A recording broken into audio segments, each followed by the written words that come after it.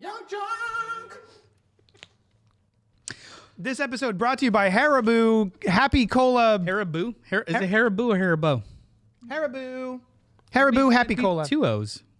Haribo? Haribo? Haribo. Haribo. Hey, are we What's live? up to all our fellow sidekicks and henchfolk out there in the Geek Nation? And thank you for tuning in to one of what I'm told is the longest running pop culture and comic book podcast in the world. Don't check it. It's right. CultPop Podcast Live, episode 121. If you're new here, Welcome. this is the place where we talk about comics, movies, TVs, contact lenses the size of your entire eyeball, and all the other things that scratch that nerdy itch. Tonight, we're broadcasting to you live, I'm told. We're live? Live from Young Junk HQ, a bomb ass. That was beautiful. I'll do it one more time. I stepped on your line. Tonight, we're broadcasting to you from Young Junk HQ. Line. I just say Young Junk. Oh. There we go. A bomb ass podcast studio space in Philadelphia, Pennsylvania. My name is Noel, your host tonight on this crazy yet very probable pop culture mission. Joining me is JD of Johnny Destructo's Hero Complex, located at 4327 Main Street, Philadelphia, PA 19127. It's a rad-ass comic shop that gets rad stuff to rad folks like you, so come in here and buy it. also gracing us with her effervescent presence is co-host of the greatest podcast on the planet. I'm told. I've never listened. Whatever. What's He the wrote podcast? this, so I didn't write that. Inside the Morgue. Alice. It's me. Hey. Is there anything you want to tell anybody? How are you feeling? Yeah, what's up? I'm great. Yeah? I'm 2 beers in, guys. I'm having a good time. 2 brews in. 2 beers I in. meant after. Alice, 2 brews in inside the morgue. If so, No, I don't go inside the morning. 2 beers in. No, but You're gonna get her fired. You go into your podcast. I do. Drunk all the Jess and I time. usually grab a drink before heading into the There we go. podcast. So if you should be listening to Inside the Morgue, the episode that just dropped today, apparently they play a video game. Oh my god. I'm really bad at video games, and I also don't do well with horror video games or haunted houses. Just a fun fact, which I've also mentioned on Inside Haunted the Morgue. houses are terrible. I love horror movies. Yeah. And I like my spooky job. I don't like experiencing the spooky parts. Like, I don't want to live it. Bro. And as I said to JD before coming here, in my morgue where I work, I am the scary person holding the saw. Bro, I'm down. I'm not being chased by somebody with a saw. I'm the one with the saw. Love horror, all that stuff. But when it comes to like, hey, I'm going to hang out in this physical space I do not control where people will attack me. I know it's not real, but do I want to be attacked? Yes. I'm not down. Yes, I'm I not love. down. Costa loves it. So does I my love wife. a spooky haunted house. They're guys so kitschy go. and cheesy, and like you're never in any guys, danger. It's we'll just hang out. cute. We'll go have drinks while they go terrorize Hell yeah. themselves. Yes. And they can tell us about it afterwards. It's good. Yeah, Also, we play a spooky video game and you can watch me freak out real time. It's hilarious. on YouTube and On audio. YouTube, yeah, on Young Junk's page or at Inside the Morgue's page. A little peek behind the sausage. She vomited afterwards. I did. Sausage I got curtain. motion sick. Yeah. I get motion sick very easily, and the first-person perspective of the game made me a little nauseous afterwards. I don't vomit on the podcast, so don't watch because of that. Yeah. Yeah, I was cut like that part out. A little. That's the short that'll drop later for. That's why it's so choppy because I was puking every second. There is a word and term for everything. There has to be some sort. If anybody looks this up, there has to be a term for people that enjoy seeing others throw up. Oh, there's gotta Oh. be. There's got to be, right? Definitely. Right? Don't watch me. I'm not going to give you that. Look, like and subscribe, but don't expect me to don't. throw up all the time. Yeah. And you can on. clip that. Close-ups of my Patreon. close-ups of my feet. Sure. To pay for both of those. And if you want to throw up on feet, That's extra. you'll have to send a tip. Anyway, last but not least, in the booth is our expert producer, Dylan. Dylan, Hello. if anyone that's watching this or listening to these words or seeing it in this space, in this beautiful space with this doing so wonderful good. table, you shut your face. How can they inquire to do what we do as expertly as we do it? All you got to do is listen to my words, and my words are email me, dylan@youngchunk.com, and let me know what you need in the world of podcasts, and we'll provide it. Do it. Calling an audible. Can we have that animated? Can the words jump? They're doing it, right? Yeah, they're doing it. while I do Yeah, this? they're doing it. It's broadcasting. Brought Anyway, to you by Haribo Gummies. apparently it's called Haribo Haribo. Happy Cola. Anyway, tonight we continue. Grown-ups love it. That's what it says on there. Hey, grown-ups love it? It does. It said kids and grown-ups. Oh, kids and grown-ups. All right. Anywho.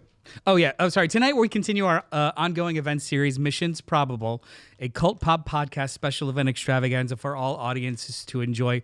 Part 5. Part 5. Yeah. Will we like it more or less than MI2? Only time will tell. But before we do that, we're going to hit up an email and have a fun little conversation. A gentle reminder before we really start digging in. If you're here live with us, feel free to comment, like, subscribe, hit the bell icon if you're watching this later. You still do those things because it helps in the algorithm. Did I say that right? Yes. Yeah. It's with a Nailed it. Algorithm. It's like a GIF and GIF thing, right? Yeah, it's algorithm. Yeah, We love a little back and forth, so pipe up in the chat or send us emails. CultPopGo@gmail.com. CultPog. Pop. I would do it. CultPopgo At @gmail.com. Speaking of letters, we got letters. Oh, we have Lots and lots of letters. You were waiting. You were waiting for me to jump in because you guys have threatened to not sing when I sing, so I wait until you guys start to make sure, and then I hop on. Threats are fun. Subject. Threats are fun. Yo. Since my teens, I used to buy movies like crazy on VHS, then Laserdisc, then DVD. As time went on, I gradually shed almost all of my tapes, all of my Laserdiscs, and eventually kept, but stopped buying, DVDs when streaming became a thing. A year ago, I got fed up with corporate greed attempting to rewrite the concept of ownership and shift everyone into perpetually enslaved subscriptions. Truth. I responded by buying movies again, a lot, at a significant pace, after discovering boutique Blu-ray shops online. I've been filling in weird gaps of favorites lost with the shedding of old formats and also buying new stuff not legally available on physical media, 2022, Hellraiser, etc. I'm curious, Pink Apocalypse asks, what you all have and do when it comes to movie collections and physical media versus digital. Do you still buy stuff? Just curious. Pink. So I know my wife's not watching this, so I could probably have an honest conversation about how much I do buy in regards to physical media. And where it goes. No, that's Hey, Sam. She knows. She knows. Close your eyes and knows. ears. Is it because Abbott Elementary's on? Yeah. Knew it. Yeah. Sam, I see No, you. it's not as bad as it once was, but yeah, I still purchase physical media. Same. I feel like physical media is very important, especially like we've talked about the difference between streaming and I think there's a lot of pluses with streaming, but it's become oversaturated to where now it's just noise. Yeah. And if I want to watch something, I have 18 services, but some things just aren't available. Yeah. Now, if I really want something, I find it and I purchase it. And there's boutique Blu-rays are my favorite things in the world. So hold on a second. Explain this to me. Is that the same thing as like those VHSs that we get? No, those are bootlegs. Those are just straight up bootlegs. Oh, okay. What's a boutique boutique Blu-ray? Blu-rays are like Witter Entertainment, which does the official VHSs. They Terror Vision is boutique Blu-ray. Arrow Video is boutique Blu-ray. Like it's these. So they're legit Blu-rays. Yeah, they're real companies that license just these for movies. maybe cult movies. Cult or not immediately available. Like I just got one of your favorites. A Long Kiss Goodnight on 4K. Oh, Long Kiss Goodnight. Arrow just released it on 4K. Oh, I didn't know that. Yeah, with and Deep Blue Sea also. Not a favorite. No, I'm not of mine. Deep Blue Sea is Yes. a Okay. wonderful movie. Yeah. Deepest, yeah. bluest, my head is like a shark's fin. Yeah. Yeah. I go to bed listening to that. Lulls No, you to sleep. I truly enjoy physical media so much so that I want to do something with it for the rest of my life. Yeah. Physical media is very important to me. I think as a generation, we have become detached from art. Oh, yeah. No, yeah. Because it is everywhere. It is easily accessible. It is blink of an eye, there and gone. But with physical media, you can literally hold the product of someone's creativity, and I think that's incredibly important. It also makes it more real when you have it, right? Versus just something that's out there in the ether. I love streaming, but it's not a substitute. Yeah. I am 100% in agreement.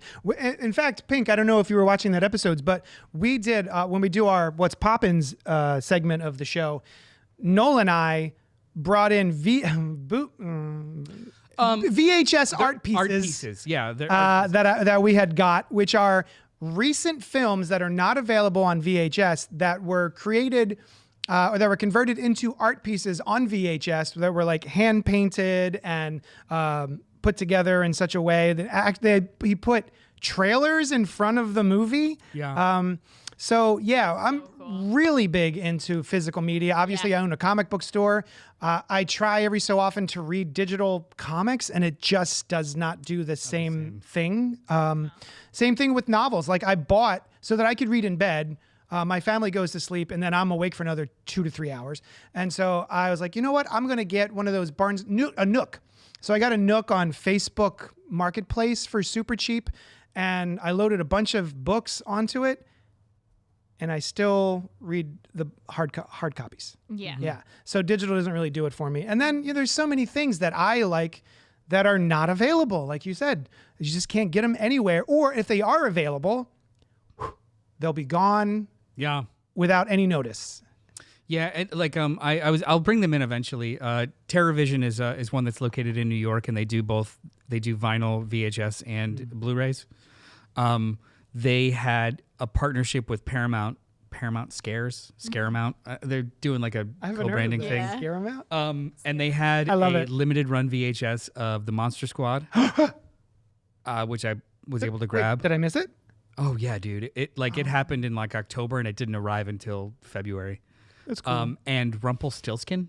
Do you remember that horror movie? The cover, like evil Rumpelstiltskin. No. Oh my god. It's a purple VHS and it's wonderful. I'll bring that. And I played them. I watched Rumpelstiltskin the other day in my office on VHS. It's wonderful. But yeah, physical media all the way. If I was independently wealthy, I would literally open up a rental place, a video rental place. Oh yeah. I would frequent that rental. I think there like also too like it's coming back around horseshoe style like.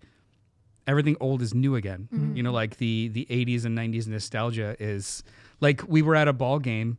My wife and I were at a ball game, and there was 2 young girls who asked us to take their picture for them, and they had a little digital point and shoot camera. And she proceeded to explain to me like, oh, just through the viewfinder and click the button. I was like, and you're like, I know. Yeah, thanks. Don't explain your magic to me, Witch. I was there when it was written. Bravo. Don't cite your magic. Part of me, like Sam would have been mortified, but part of me wanted to be like, wait, which button? Like this one? I don't understand. What's this for? Yeah. Oh, I think I just deleted all your images. Also, vinyl. And one of the nice things about current vinyl is, I'm not a bin digger. Like I don't go fiddling through the bins for old vinyl. And it's really fun to go to record stores with her. She finds the best stuff. But I really enjoy modern vinyl, like reissues and stuff, because they will hire an artist to do a painting, and then they'll do the liner notes in a very special way. It'll come with like a fold out and all this stuff. So it becomes like this experience of not just having the music that you want on vinyl, but it's also this artistic representation of the thing. Oh, yeah, man. And I love that. It's like a nice to have, and it makes me appreciate the shit more. Now, that being said, Sushan and I are moving, our family, and Kai, he's coming with us. You're not it's not leaving just him the 2 of us. We're gonna go get some cigarettes. We'll be right back. It's his first lesson. We're gonna move and see if he finds them. Yeah. But that shit is heavy. I have so many omnibuses and albums. And DVDs. Yeah, this is every time this is a point of contention. Same. Also, too, like I've come to the realization too, like the way that I've decorated my office with like walls of shelves. Yeah, I'm probably gonna stay there. Yeah, you can't leave. Yeah, I'd have to dismantle the shelves to like. It's like King You Tut's cleared tomb. one shelf for your cats though. I did clear a cube for the cat. And That's really his little cute. picture of the cat just like that's really sitting cute. in. Anyway, hi. So much. There's the show. Christopher Goodnight's in the chat saying, "Hey all, I'm joining late. Just got out of the movie Drop. Yeah. Noel, I wanted to know what movie was it that you were seeing? The kids were talking again. You posted the other day about not wanting to hear. Oh yeah. Okay. So I on social media I posted a thing that People's Tight 5. Yeah. Okay. I saw that so tweet. yes, I saw Drop last night at a press screening, a public press screening. Yeah. It was a solid movie. But they weren't kids that were being loud. It was full blown adults who couldn't shut the fuck up. So I'll do it really quick. There was a dude behind us, like my wife's seat was getting kicked, and then there was a dude behind us who was practicing his, stand up every single time there was a small break in the movie or a lull. In particular, like the call and response of it. And I am not such a purist that it's like, can't hear a mouse in the theater. Yeah. If you're with the movie and you're like, oh my God, that's ridiculous. Why would they do that? Like, that's different. Yeah. That's being with the movie. It also read the room. Yeah. Yes, also. Right? That's being with the movie. That's fine. He was just like, any time to jump in with a one-liner that was slightly loud, and some people would giggle, some people would moan. But there was one particular scene where they were both like they're on a date, and the two people are talking about their very intense trauma and like crying with each other. And it's a pretty effective scene for like one of these kinds of movies. Yeah. Chris probably knows the scene I'm talking about abuse. And as soon as there's a bit of a lull in the conversation and they both look at each other with like tears in their eyes, he just behind me just goes, "That's pretty heavy for a first date, am I right?" And am I right? Am I right? Swear to Christ, I looked at Sam and I was like, we're going to move over there. We literally got up and walked over to the other side of the auditorium. And then the people behind me on that side were doing it also. God damn it. And I did say shh at one point very loudly. And she responded with, "I don't have to shush. You fucking shush." So I was like, oh, okay. Yeah. This is going to be fun. But besides that, the movie was awesome. Yeah. It was good. I mean, it could have done with 20 less minutes, but why would you pay that? Why would you pay the exorbitant amount of money that one must pay to go to a movie and get snacks just to fucking talk the whole time? I think it's main character syndrome. Yeah. Because everyone thinks that they're the main character, making their own content, doing their own thing. Like, I promise you, I swear to God, I did not spend $20 to listen to you. Yeah, I was pretty ready to like cancel my unlimited subscription and just like fuck everything. I have tickets to go see Thunderbolts, I think. Ooh, and I'm very excited for Thunderbolts. I told Sam, I was like, "Do you want me to just cancel these? I'll just go on my own at like 8 a.m. You don't have to bother with this shit. Don't worry about it." Yeah. Because both of us were pretty livid. Yeah, I'm not absolute purist about it, but like, don't be an asshole. Yeah, man. It makes everything. It's not for you. Yeah. It's for us. Yeah. Right? For everyone. Yeah. Mm-hmm. Do you know what movie not this people talk about broke down Palace Hell? I bet Noel and Alice haven't even heard of it. I haven't. I don't know what you're talking. Understand that sentence. Do you know what movie not this people talk about broke down Palace Hell? Broke Down Palace is a movie with Claire Danes and Vince Vaughn. Yeah. I don't know what people talk about and ever heard. You know what? Clarify in the chat. We're going to move on to our next topic, though, because we thank you, are on a Chris. schedule. And also, Pink. Yeah, Pink, that was thanks for wonderful. writing in. So, also, yes, I do keep physical media. Oh, sorry. It's okay. Oh, no. Oh. It's okay. It's okay. I was joking. Oh, I do have. Alice, go ahead. Oh, we're pieces of shit. yeah, we No, I distracted. old mansplained. No. Hold on. So I think what Pink means by physical media. Yeah, I mean, were you? Yeah, explain it to me. Wait, do you know what Can you explain mansplaining to me? What is mansplaining? I know we kind of talked about it, but like you understand what we mean by boutique, right? Yes, Boutique I Blu-ray? do. You know what a Blu-ray is, yeah? No, I don't. Oh, God it's a disc. It's just like a Spend 20 more minutes. but that's not even 4K. Yeah. You know, 4K. Yeah. Anyway, sorry. Do you have a favorite piece of physical media? All the Scream movies. I knew it. Yeah. I knew it. Scream movies and Star Wars DVD. We should find her VHS. I would that she could just look at. fucking love a Can't fucking VHS. I spent so much time on eBay trying when I got that VHS player with the TV and the spinny. It's a spinny TV with a VHS player in it. Shut up, Dylan. And I was like, He does this when he plays a movie.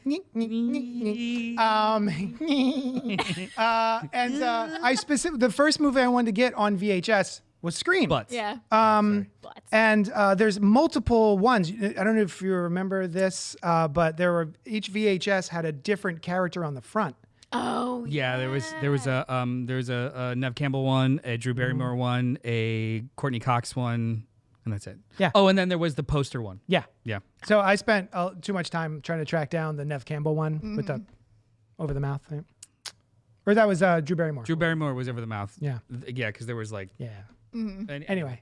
But yeah, Scream and Star Wars. All the Star Wars movies. All Star Wars movies? Mm-hmm. Oh, wow. I do have. Including the prequels. That was Costa's. Costa brought that into the mix. I had the original trilogy. I haven't watched. I don't have the sequels. Do you have the original pre... Oh, you do? Yeah, that's what I was going to say. I have the old Pre-special editions. the old Oh, no, I don't.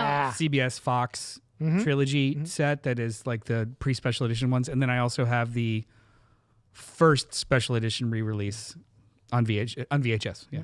Cool. Anyway, It's okay. I was so your mission, if you choose to accept it, is to watch all the Mission Impossible movies, and we break them down.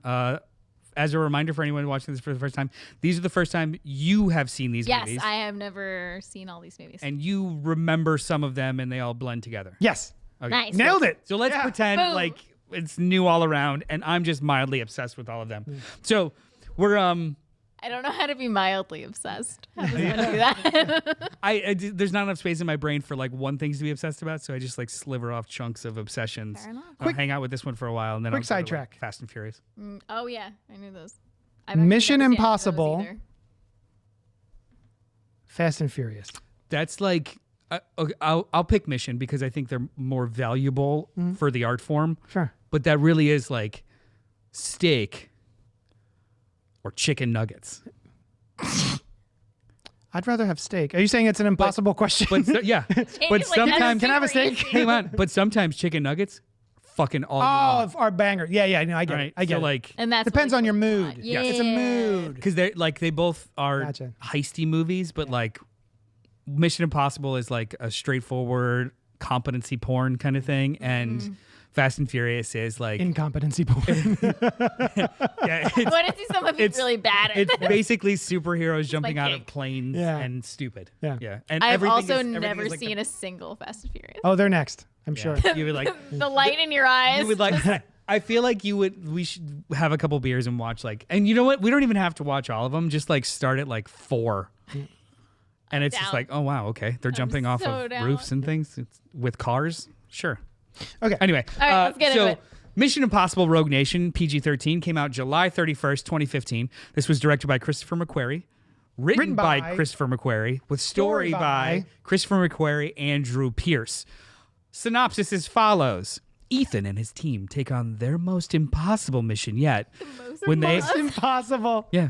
when they have It's just to gotten possibler. when they have to eradicate an international rogue organization as highly skilled as they are and committed to destroying the IMF, known only as the Syndicate. Now,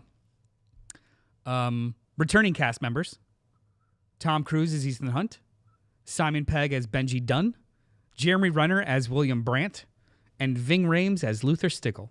Love Ving Rhames. New recruits: Rebecca Ferguson as Isla Faust. I do. Isla? Isla. Isla.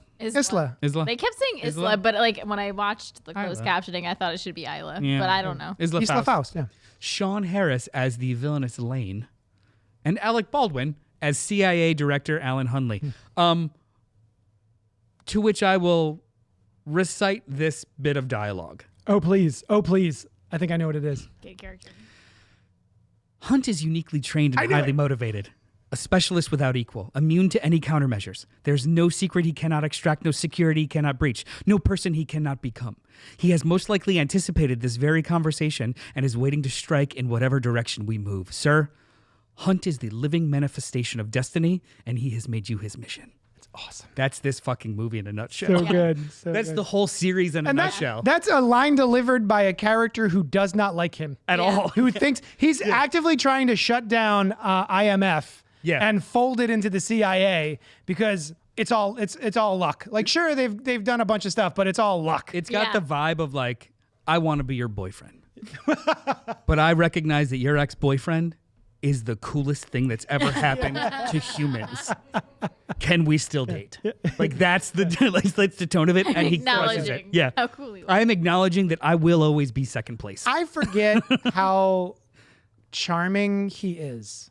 Alan Hunley or Alec Baldwin. He's wonderful in this movie. Every He's only time got, he like, 4 shows up scenes in and he's everything, I'm wonderful. just like, oh, I'm glad you're here. Yeah. The whole the opening sequence with dialogue in the courtroom or whatever, like all of that between him and Jeremy Renner of just like, I cannot confirm or deny with the I cannot confirm or deny. It's so fun. Anyway, so following the incredible success of Mission Impossible Ghost Protocol, pre-production on Mission Impossible 5 was announced in August 2013 with Christopher McQuarrie, who completed uncredited rewrites on Mission Impossible Ghost Protocol, announced as the director this time, with the intended release of Christmas 2015. Despite having many big writing credits to that point, McQuarrie has only directed 2 movies up until then. That was 2000's The Way of the Gun.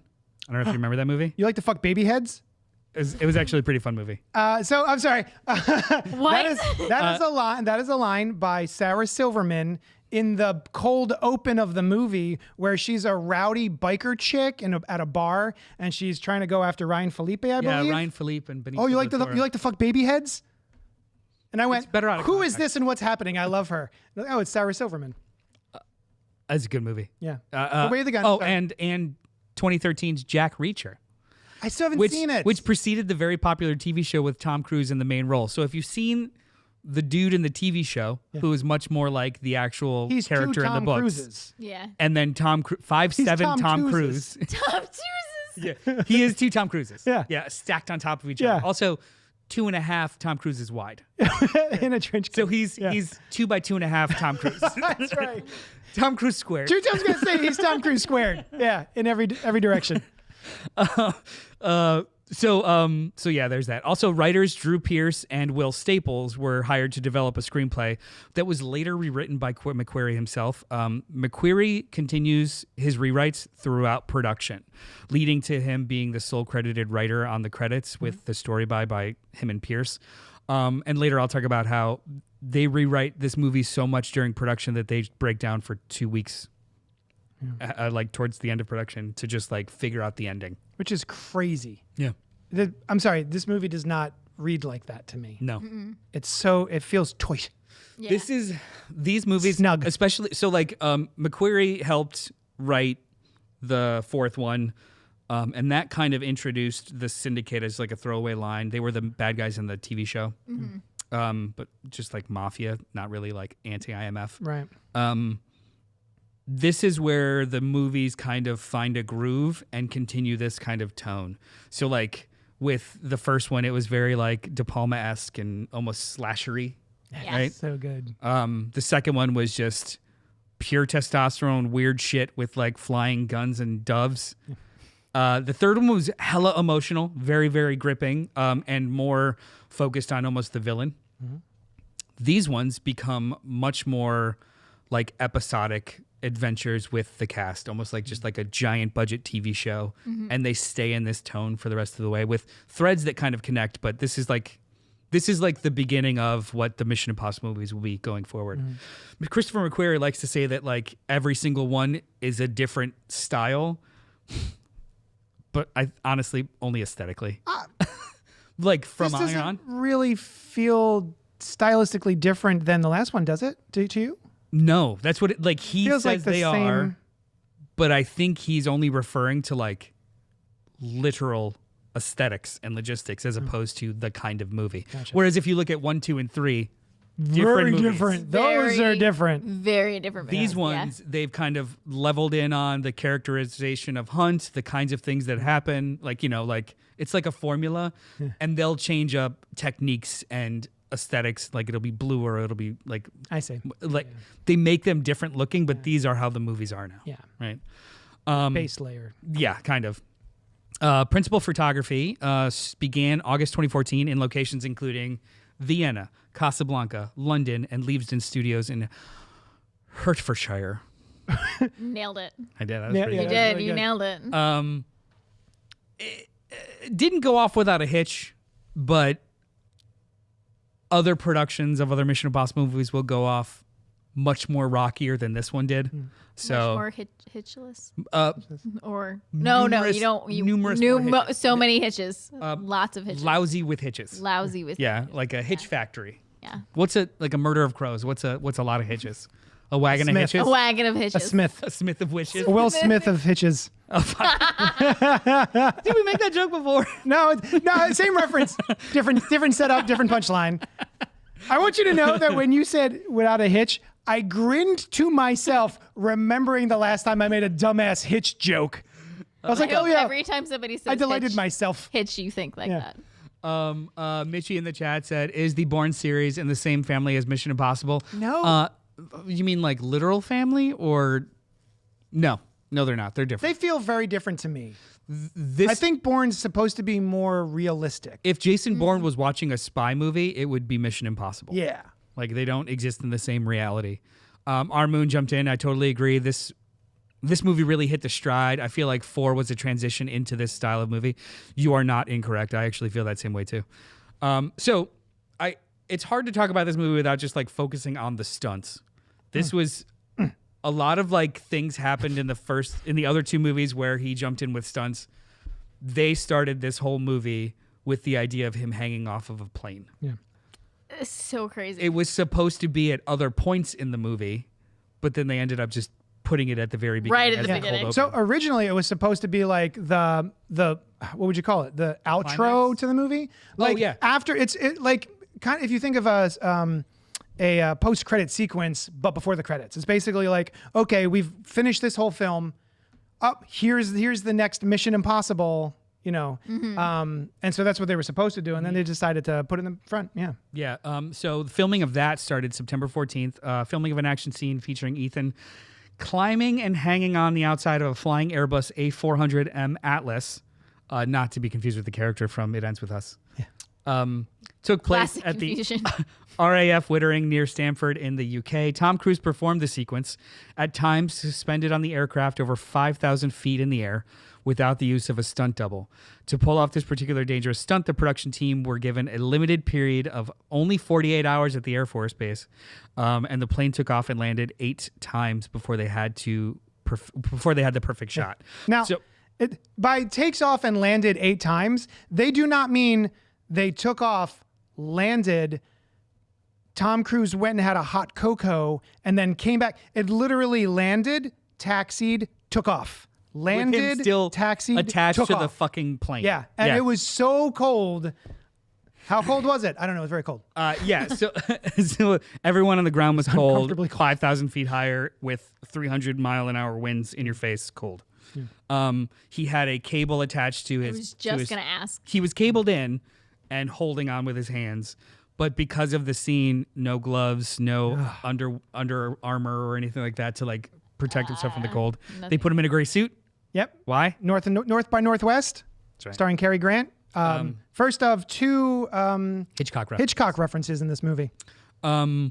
So he was just hanging on the plane. The other cool part of it was that he had to have contact lenses the size of his eye, like really thick contact lenses that go over the whole Wrapped cornea. around his eyeball. Because if anything, a piece of dust hit him at that speed and that level, he would like lose his vision. He Yeah. got pegged with something while that was happening, and it hurt him so bad that he was afraid to look after he was done. Turns out it was the tiniest nothing, but it hurt so bad that he thought like, I've broken something or something is in me now. Yeah. Yeah. Oh my god. I'm gonna live with this pebble. Yeah. the rest of He my life. is insane. He is. Honestly, I think this is what Scientology does to you. I was saying this to JD before, like part of the reason I'm having so much fun watching these movies is because I'm watching it and I'm knowing like he did this. Yeah. Like Yeah. he Oh, yeah.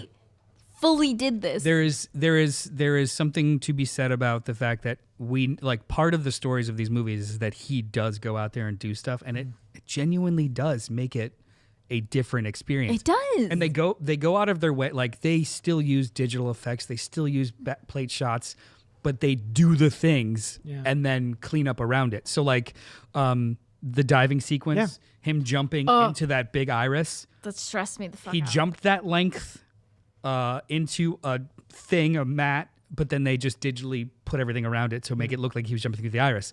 But to not have that to still do that physical space of like jumping and falling that far down was something he actually did. It's like an old school Jackie Chan trick where they they would actually balance on these things. Yeah, there'd be green screen underneath and do this, but he was doing the stunts so you really- could actually see them trying to like keep their bearings and do the stuff. It was so incredibly cool. That And whole underwater scene, I was having flashbacks to the time I went scuba diving and had a terrible time. And I was like, how is he doing this? I was so stressed out when I was scuba diving. We'll get to that. Oh, yeah. November of that year, just 2 short months after being on the side of a fucking plane. Tom Cruise trained under driving specialist Kirk Crack, real name, to be able to hold his breath for 3 minutes to perform an underwater sequence, which was filmed in a simple long take without any edits. Though the scene in the movie was cut with several edits in between, they actually just performed it in one long take, giving the impression that the scene was having several takes. It sucks, but whatever. However, the stunt coordinator claimed that Cruise held his breath for over 6 minutes during some of those takes and preps. Yep. No. The way that they accomplished that, like it wasn't a giant tank and there was like a circular kind of pattern to it, but they digitally added all of the, like the rest of the set around him. And did you listen to, so some of this research we did was a wonderful podcast series called Light the Fuse, which is an official Mission Impossible podcast. Yeah. Love that. It's really good. Stuff that I didn't know that they did. So like the sequence itself is he has to go underwater into like a big coolant tank with a bunch of reactors of computer shit, and he has to like move a switchboard. But all of these rotating arms that are constantly like moving around and emptying and opening other switchboards are whipping around. So they wanted to capture the speed. So instead of moving them around fast, they moved the camera around them fast. And it's so effective. When I found that out, I couldn't believe it. Like he's stationary, he's not moving, but because of the camera movement, it feels like Yeah. Yeah. So he's just doing his thing, and the camera on the arm is like moving around, so it gives this So impression of just like whipping back and forth. So, and he dies. Yeah. That surprised me. Yeah. I was like, oh, my man's just dead? Oh, okay, cool. The character dies. That's the end of the movie. It's great. There is. So, and then we did learn that Rebecca Ferguson also got pretty competitive with him in regards to like the stunt work. I love that. They had a friendly competition. Yeah, and she was able to hold her breath that long as well. Yeah. And awesome. Love that. there's a jovial nature to Tom Cruise and how he just like is very, very safe and all kinds of things, but then he fucks with everybody around him at the same time. Like Simon Pegg Yeah. in the car. Yeah, like turning on his heat, like they're in Morocco sweating their asses off in that car chase, and he just like will turn on the car heater or the seat heater. The and stuff. seat heater with it, yeah. And so him and Simon Pegg would like be punking each other with the car heater, the heat seater. Meanwhile, the seat having heater. to like be in like the most intense thing. Yeah. But And my favorite part of that story is Tom Cruise has to get out of the car for whatever reason. And of course, he's the one really doing the driving because the stunt driver didn't have anyone better than Tom Cruise, apparently. He's just that good at everything. And so he leaves the car, and Simon Pegg asks the crew to come over and give him a little piece of black tape. So he puts a little piece of black tape over the little light that lets you know that the seat heater is on. And he would just turn it on, and he could see Tom Cruise like looking, and it's like, can't figure out why he's so hot. It's because he was hiding the light from him. Very cute. Oh, that was. I'm sorry. That's what I meant about like because he's a Scientologist. Like you don't have contact or information from the outside world. You just get like hyper focused on things. Mm-hmm. So like instead of being on social media, my dude with his unlimited resources is like, I'm gonna learn how to fly a helicopter. Yeah, and he just does that for 40 hours a week. Okay. There's from it's so weird from like, all the research of things with all of these Mission Impossible movies. I've heard so many stories from so many people involved with the production of all of these films and just how great Tom Cruise is. When you're unencumbered by life, he's always the first to, if anything goes wrong, he is the first one to rally the troops and get in there, roll up his sleeves with the crew. During editing and writing and stuff, like they were like, he's not a special effects wizard. Yeah. But they were trying to finish something because I'll talk about it a little bit. But the production schedule got moved forward 5 months because they were supposed to come out at the same time as The Force Awakens and something else at the end of 2015. Yeah. So they were like, Paramount was like, hey, do you guys think you can finish in July instead of December? So they had 5 less months to finish the movie. Oh my God. So Tom Cruise and Christopher McQuarrie were like showing up in the edit bays and the special effects offices and like at 2 a.m. being like, do you guys need anything? Is there anything we can do to help you out? Mm-hmm. I'm here for you. Let's go. Teach me how to do it. I'll do it with you. Like just fucking wild stuff. God. But yeah, when you're unencumbered by life and you live in your own bubble that is filled with sunshine, you have the capacity to like do all these crazy, wonderful things. It's rarefied air. I don't know if God has that much bandwidth. Nice. But anyway, February 2015, still during production, filming was halted to give McQuarrie, Cruise, and an unknown third person time to rework the film's ending. During pre-production, they did open a writer's room to break story, so it could have been anyone. That third person, we don't know who it is. It could have been Simon Pegg, could have been J.J. Abrams. They could have brought back Drew Pearce. We know the truth. It was Alison Costa. It was me. Yeah, The two we're of you one. brought together. We're one person. Like Jared Hess, your screen name is like the couple. Yeah. Makes sense. What I adore about this movie is that it's an exercise in reduction. Mm-hmm. Narratively and action-wise, it starts with the biggest stunt, and it ends with just a foot chase and a box. And it's so cool. Like they keep reducing and reducing to the point where it's just like two men staring at each other, and it's so emotionally satisfying. Even before that, I forget about that because that little foot chase is pretty brief. But Yeah. like the way I remember the ending, except for that, is like just like the quick wrap up, is the conversation at a crowded outdoor restaurant, like a cafe, and it's just a conversation, and it's so tense. How did you feel about Lane? Okay. Oh. Okay. My one problem with this movie Subtitles? Did you have to use subtitles? No. Why? Because he's such a quiet. I always use subtitles, so Ethan Hunt. My only problem is that it's not Philip Seymour Hoffman. In that, You'll and always have that I don't problem. mean him specifically. I mean he does not bring anything to that role of being the nemesis, right? The head of, not Spectre, Syndicate. the Syndicate. That he's just not super villain charming in any way. It really is just a nobody white guy. Kind of looks like from was it Falling Down? Sure. Remember the movie Falling Down? Yeah, Douglas. Yeah, Michael Douglas from Falling Down. He's got that haircut and glasses, and he just kind of talks like this. And it's just, he's fine. But I don't find him as intimidating as some of the other villains. I think he works as a polar opposite to Ethan Hunt, though. Like he is the absolute polar opposite. Like their energies just don't align and aren't like they're matched at the same level of gregarious and or open to tight and measured. Oh, I could see that. You know, like Bizarro yes, Hunt. Bizarro Hunt. Yeah, Bizarro Ethan. That's I could see perfect. that.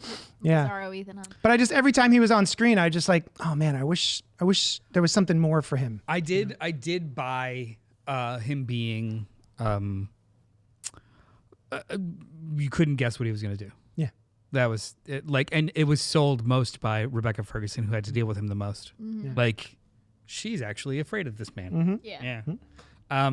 So losing, let's see, from what I can find, what I can't find specifically, this was not shot in native IMAX cameras like the last movie was with certain sequences, but it did go through the DMR process, the digital media remastering for IMAX screens. And I did see it in IMAX, and I do think that it wasn't nearly as arresting as Ghost Protocol in theaters. I don't know why. Maybe McQuarrie doesn't care for shooting in IMAX. Maybe he does in the next movie. I'll have to look it up. But these are movies that are meant to be seen in the largest format you can. Music. You looked up this. The music was composed by Joe Kramer, who had previously worked with director McQuarrie on The Way of the Gun and Jack Reacher. And he only used instruments and techniques that were available in the 1960s during the original show's run. Yep. That's so cool. And it's so good. Yeah, it really is. It's so fantastic. The sound design of this whole movie is fantastic. Yeah. I was listening to the podcast and stuff. The way that they would use sound design along with the score, specifically in like the motorcycle chases and stuff, was really great. Oh yeah. Instead of having the of the motorcycle the whole time, they would only give you the sound of the motorcycles bouncing off of the trucks that they pass, kind of a thing. So good. Yeah. And then had score kind of fill in the sound. So the Foley was becoming part of the score. It's just an incredibly well done movie and score. I looked up Joe Kramer afterwards. It's TV work. And some like radio plays and Doctor Who stuff, like barely any other film. That's crazy. Yeah, credits. So they lost 5. Paramount had originally scheduled this in December of 2015, and they moved it up to July 31st of 2015 to avoid Star Wars and Spectre.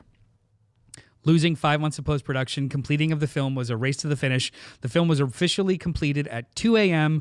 on July 18th, 2015, 5 days before the premiere and less than 2 weeks before global release. Damn. Box office, $195 million in the U.S., $487.7 million in other countries, adding up to $682.7 million worldwide, the 8th highest grossing movie of 2015, and the 2nd highest grossing Mission Impossible film. Second to... Ghost Protocol? That's right. Yeah. During the DVD and Blu-ray release, December 15th, 2015, that is right, 5 months after the movie came to theaters and not 45 days, there was a comic book that was released with the DVD, written by Christopher McQuarrie and illustrated by Owen Freeman, who is most popular for the Lazarus covers. Oh, sure. Oh. Yeah, so it's very painted. The comic book takes place in that cool. 6-month time gap where he is on the lam. Yeah. Because the movie just like 6 months later. Set your watch. Yeah. 6 months later. Yeah. Such a good bit. So let's get into the critical reaction. Okay. Rotten Tomato score 94%. Solid. That is tied with Ghost That's Protocol. Solid. Both of them are 94%, whereas this one has an audience score of 87. I think Ghost Protocol was in the 70s. Yeah, I believe you're. Metacritic 75 out of 100. Cinema score A-. Would you like to read some of these? Ty Burr of the Boston Globe says 3 out of 4 stars, calling it preposterously enjoyable, and said that it unfolds with fluid, twisty, old school. You moved the thing on me. Oh, my bad. I was reading. Twisty, old school pleasure, highlighting the performances of Cruise, Pegg, Ferguson, and Baldwin. Richard Roper of the Chicago Sun-Times gives it 3.5 out of 4 stars, stating that the film keeps topping itself. However, he criticized the villain for not being too memorable or intimidating. Oh. Keeps topping itself from the bottom. Sorry. Kenneth Turin of the Los Angeles Times, McQuarrie's direction allowed Rogue Nation to stand out among the other films in terms of action and its inclusion of female characters. Hey, we love that. Singling out Ferguson's Ilsa, to be said, Ilsa, not Isla, Ilsa, as uniquely empowered and action-oriented, also praising her scenes with Cruise. A.A. Dowd of the AV Club remarked, rather than go full auteur on his formulaic material, McQuarrie instead offers a kind of greatest hits package. Rogue Nation marries the shifting loyalties of Brian De Palma's original to the kinetic action beats of John Woo's series Nadir, and an all-set piece structure of Brad Bird's series Zenith, adding an omnipotent villain not far removed from the one Philip Seymour Hoffman played in J.J. Abrams' entry.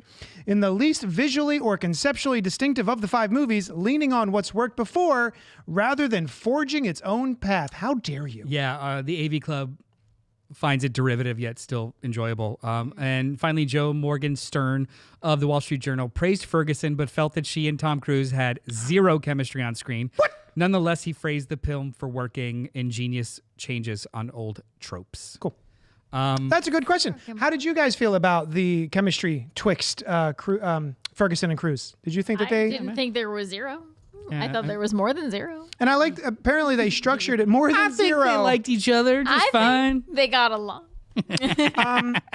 Apparently the setup of their relationship was supposed to follow like a romance, like a rom-com. Yeah. Yeah, like the meet I cute could kind and of feel that. yeah. Yeah, the meet cute at and then the heel turn in the middle and then they come back together. It's kind of like, I could see that. I could see that. Yeah. I I thought they were good together. Yeah, me too. Yeah. I also liked that you never were 100% sure where her allegiances lay. Yes. Yeah. Yeah. Like she brings him back to life and is like, laters. Yeah. Well, she Like, kept somebody getting say- burned. Yeah, we're obviously gonna spoil a little bit of a 15-year-old movie, 10-year-old movie. 10 Yeah. year. I I got Whatever. reminded that I graduated college 10 years ago. And I got really sad about it the other day.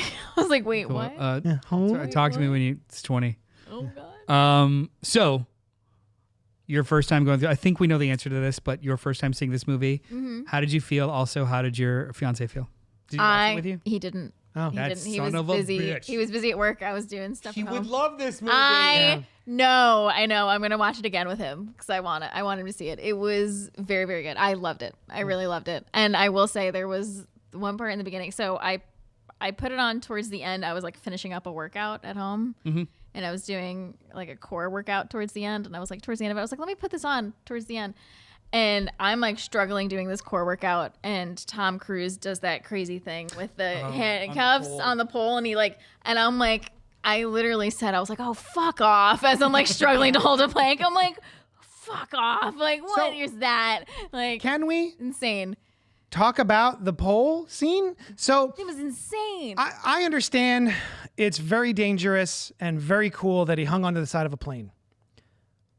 The sequence where he is bound to the pole and has to Lifts his entire lower body and like shimmy up. Yeah. And release himself from the pole. is one of my favorite stunts It's in so the good. entire series. So fun. It's so good. And it's just such this little touch that I was 100% sure that was digital in some way or he was on wires. No, bitch did it.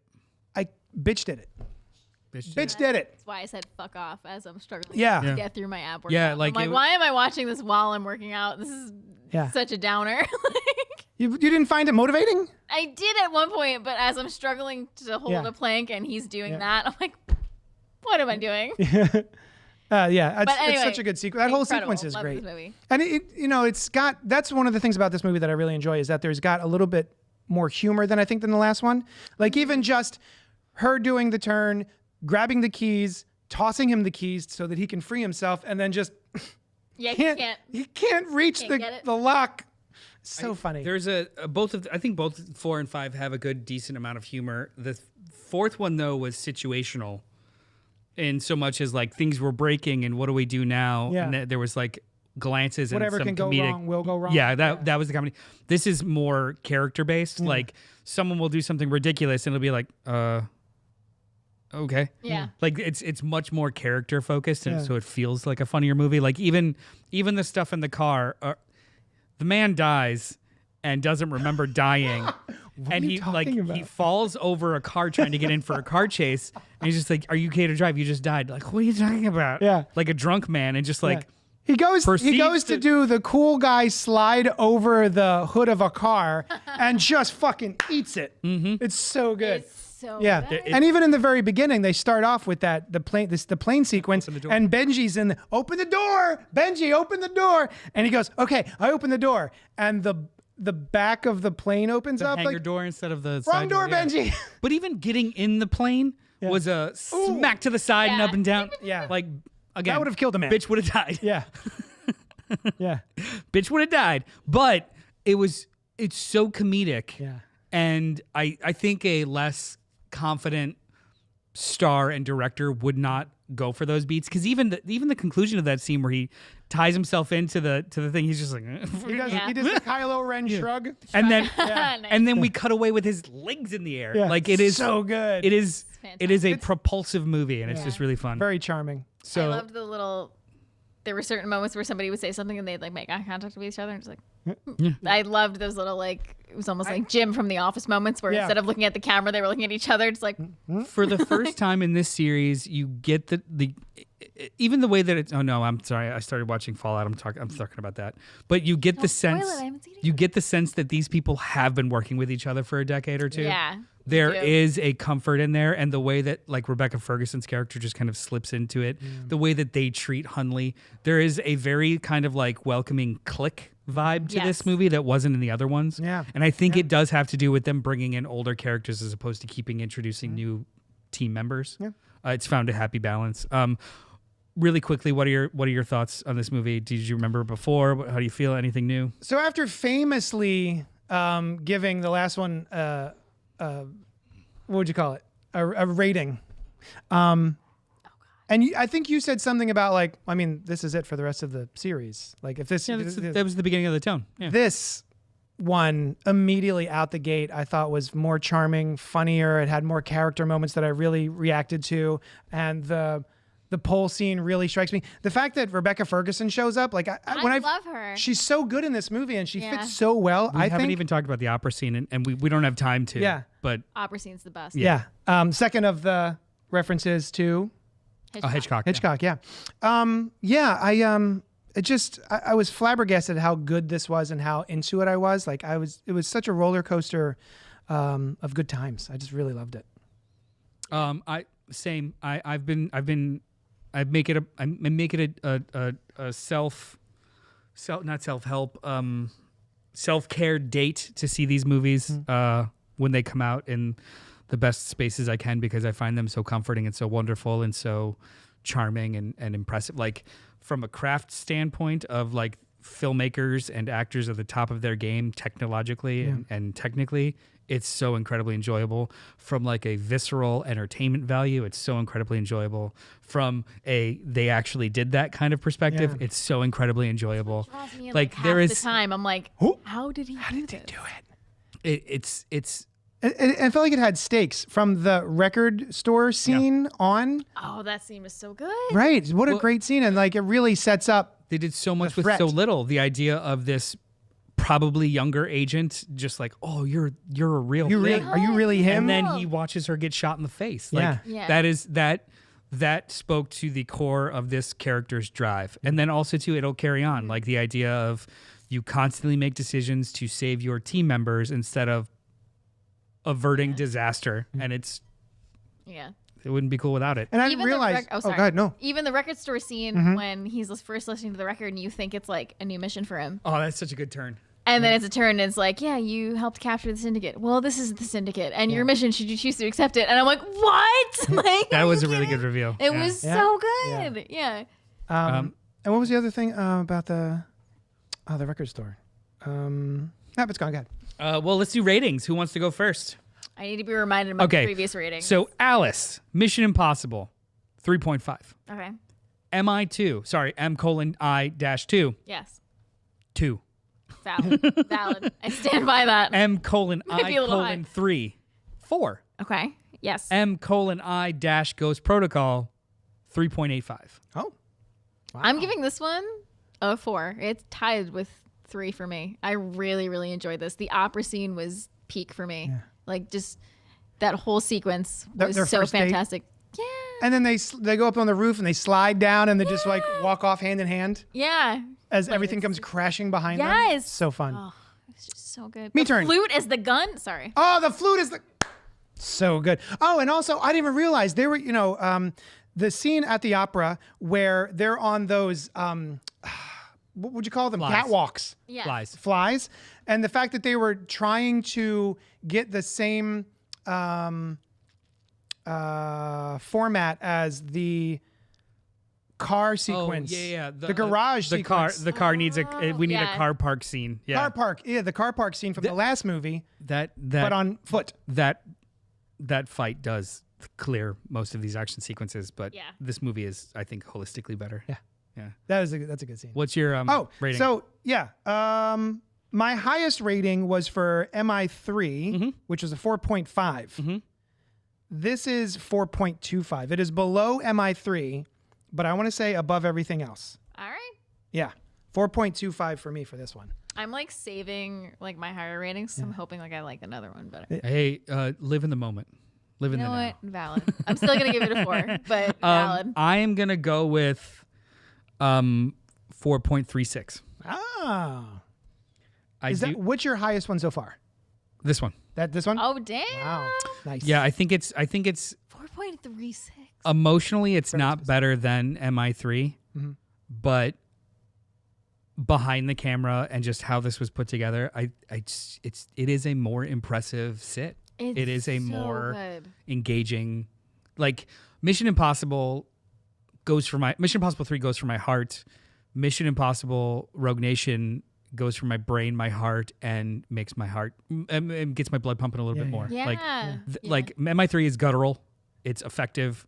This movie is just like, how did they do that? Yeah. That is so cool. Like it's more, for lack of a better word, impressive. Even though Yeah. both of these are awesome. Right. I can't believe that they went into production like without a finished script. Right? You know, That I was- almost impresses me. I was listening to Striking Out, Tansy Gardam Going Rogue podcast. Yes. God damn it, she's so good. Love that And podcast. she's doing a whole thing on the writer's strike, and Yes. she starts off that season with a two-parter on Or was it James Bond? Quantum of Solace. Quantum of Yes. Solace. Yeah. And yeah. what kind of a mess whole- that is. That was so crazy. That whole I Yeah, love it's a that good podcast. story. I wish she had more episodes so I could I listen to know, more me of her. too. I've listened to all of them, and I'm like, I want more. Now what? That's Going Rogue by Tansy Gardam. Yeah, she's awesome.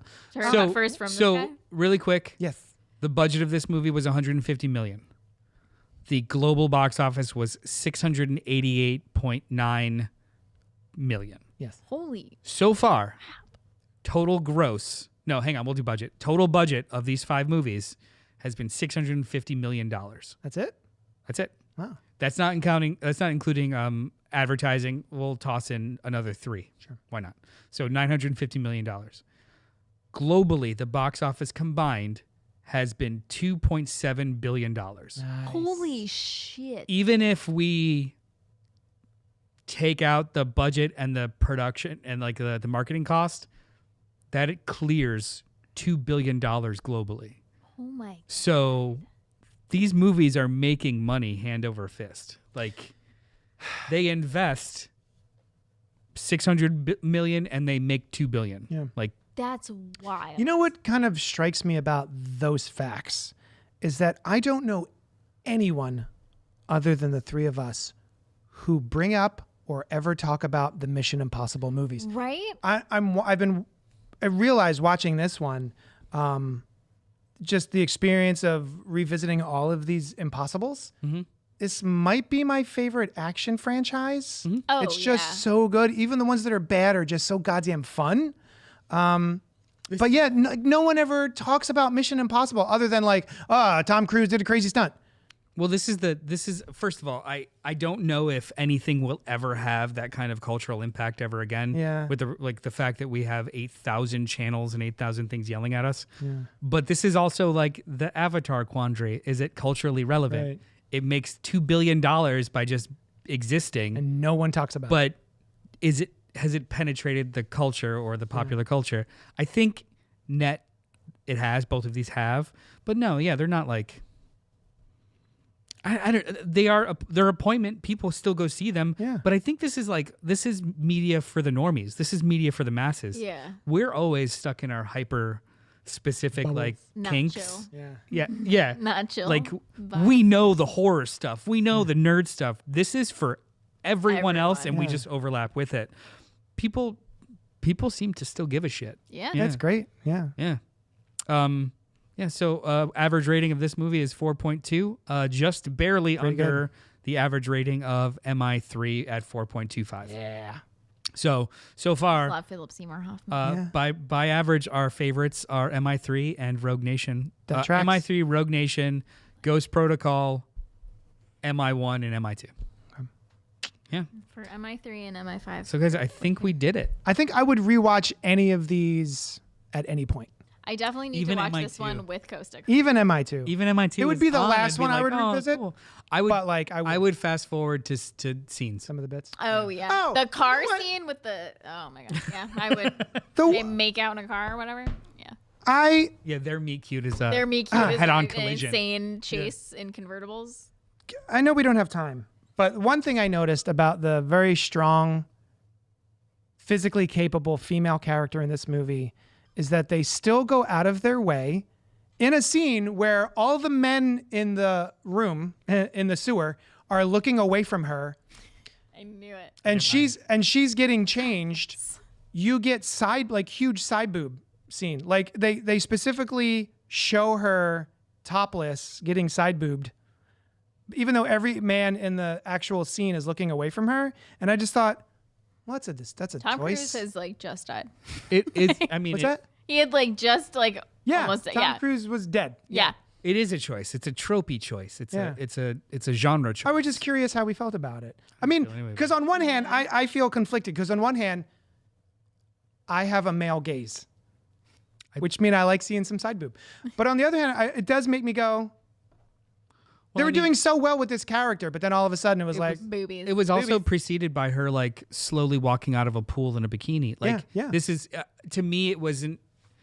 even the poster me- of this movie is her With with, her leg leg up, Yeah. well, I was out of the slit. just gonna say her dress at the opera was up to her crotch, like slit.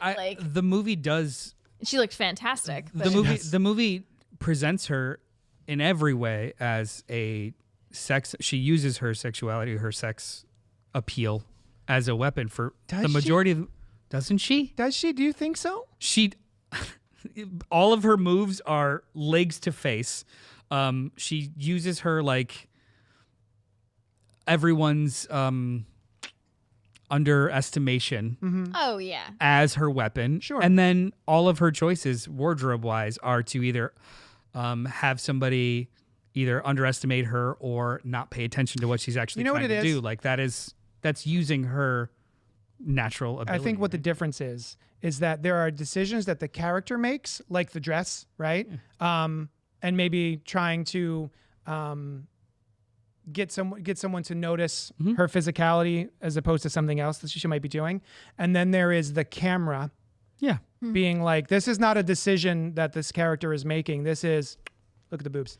Well, you know what I mean? The camera being the eye of God. Yeah. In regards, I mean, it didn't bother me in the context. It's not like it was. It's not like I was offended by it. She was. But it was just like, oh, she was changing. You Like did it that. wasn't like you have no reason to change in this scene. Sure. Yeah. So it wasn't. I don't know. I did Didn't think it's bother me. funny. She changes into that outfit, and then the next scene, all of a sudden, she has a skin tight leather motorcycle outfit. Like they brought that for her. Yeah. They just went shopping and got her a skin tight. Here you go. It perfectly matches fitted. the rest of us. Yeah. No. Did you guys bring her thing? Oh, we need her outfit. Bring her outfit. So they did a scene transition between the two, and I kind of. that on when you're all wet. She did a scene transition. They probably powdered it for her. Did you, Johnny? Did you bring the powder? Yeah. Okay, powder it up. But no, it's all cool and stuff. Like, hey, bone doctor. Bone doctor. Yeah. Did you bring the powder? Fucking guy. Johnny, give her the powder. Yeah. Like, Bone doctor. and they have time to do that. In I just the thought that middle, was so funny. In Like, the where did middle she of an get that alley in outfit? Morocco. Yeah. Yeah. It's just like fun action movie tropes. I You don't. think too much about it. I mean, did you find the movie exploitative in regards to how they presented her on screen? Not overall. I did clock the side side booby boob? scene. I clocked and it too, but yeah, it didn't bother me a ton. And the freaking like, she pulled the gun like from between her legs, but her putting her leg up to stabilize the gun Yeah. is fucking iconic. Yeah, I mean, it's yeah. the No, I poster. thought the It's same. It literally- literally is, and it should Yeah. be. Like and it's she evocative. It's great. Yeah. could beat up every Bond girl. Yeah. Yeah. It's wonderful. Anyway, it was something I noticed. Thought it should be brought up. So we all liked this movie. Oh man, Loved I could go home and rewatch it right now. Well, you should might. probably watch Ghost Fallout. Fallout's Probably next one? watch Fallout. Yeah. Am I Fallout? I don't know when we're gonna do it because there's a couple of breaks in schedule, but I'm actively excited to watch this. yeah, we have Fallout, Dead Reckoning, and The Final Reckoning. Oh man. Is it actually the final reckoning though? I mean, I hope they kill him. Um, I'm not kidding. I hope he I'm dies. I'm not kidding. I actually hope they kill Pink him. is in the chat saying, Yeah. JD, boutiques go all out. A pre-order just closed for a limited 6-disc print of Fulci's The Beyond, including a version with a brand new soundtrack. Pink, I have Whoa. on my social media is only now boutique stuff Yeah. and announcements. So like on Reddit and Blue Sky and stuff, I just get like everybody sharing that they did the pre-orders or they got them off and stuff. I can't. I'm so poor. I can't. I can't buy any of them. Oh, but yeah. You look at 'em? the coolest one I have, I think, is probably the Super Mario Brothers set. That's a pretty That's good one. boutique. Yeah. That's Umbrella. That's about as Entertainment. boutique as That's you get. Yeah.